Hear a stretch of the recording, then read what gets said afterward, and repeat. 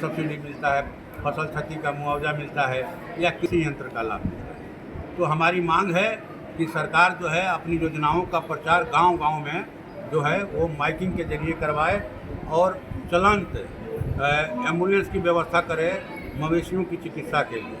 ठीक ना, ये बेहद ही ज़रूरी मांगे हैं। पहली मांग कि बटाईदारों का रजिस्ट्रेशन किया जाए, उनको पहचान पत्र दिया जाए। दूसरी मांग कि फसलों के लागत मूल्य के आधार पर समर्थन मूल्य तय किया जाए और समर्थन मूल्य पर धान गेहूं की खरीद हो, इसके लिए कानून बने।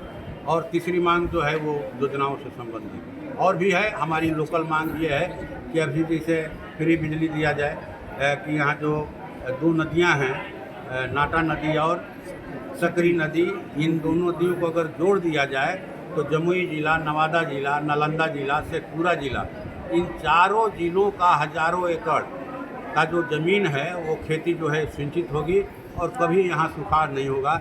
जैसा कि हम लोग बराबर देखते हैं कि शेखपुरा जिला के आधे हिस्से में बाढ़ रहता है, आधे हिस्से में सुखाड़ रहता है। तो हमारी ये मांग है इस सम्मेलन की। और एक मांग यह भी है कि जो अवैध उत्खनन हो रहा है, हम लोग तो देखे जा कर के वृंदावन में, चांदी में, कि किस तरह से जो खनन माफिया हैं वो लग रहा है कि कोयला का खान है, यहाँ खान को खोद रहे हैं। 260 फीट 70 फीट नीचे जो है माने वो गड्ढा बना दिए हैं और जो डायनेमाइट से माने ये ब्लास्ट करते हैं तो घरों की दीवारों को देखा दरार आ गई है।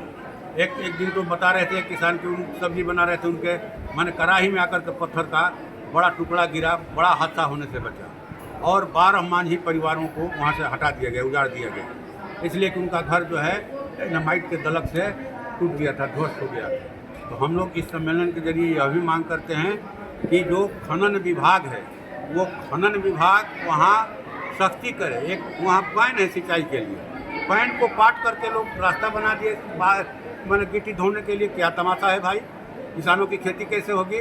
हम देखा, अपनी आंखों से देखा, नारकीय स्थिति है वहाँ जाकर के गरीबों को देखिए।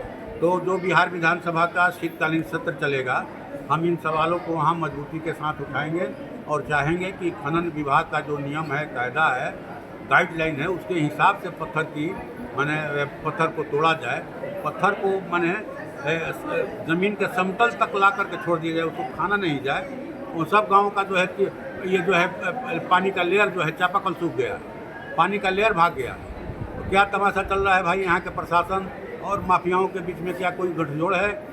क्या कोई गठजोड़ है जिसकी वजह से उन खनन माफियाओं को अवैध जो है पत्थर का को तोड़ने और उसकी खुदाई, कोयले की तरह खुदाई करने का अधिकार दे दिया गया है?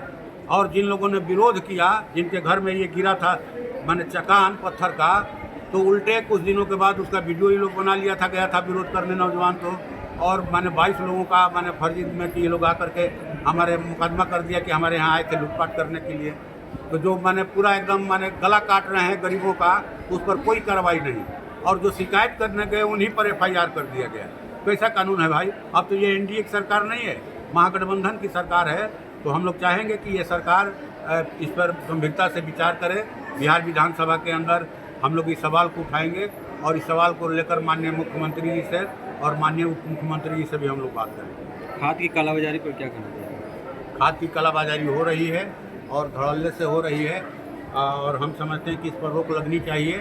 सरकार को, कृषि विभाग को एक छापामार दस्ता बनाना चाहिए और उसके जरिए कितना खाद किस दुकान को आया और उन्होंने किस किसान को दिया, किस रेट पर दिया, इसकी जांच पड़ताल की कड़ी व्यवस्था होनी चाहिए।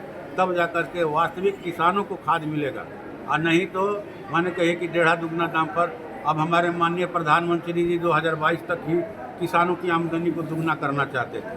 तो अगर किसान जो है आधे कीमत पर अपना धान बेचेंगे और दुगने कीमत पर खाद खरीदेंगे तो उनकी आमदनी दुगनी कैसे हो?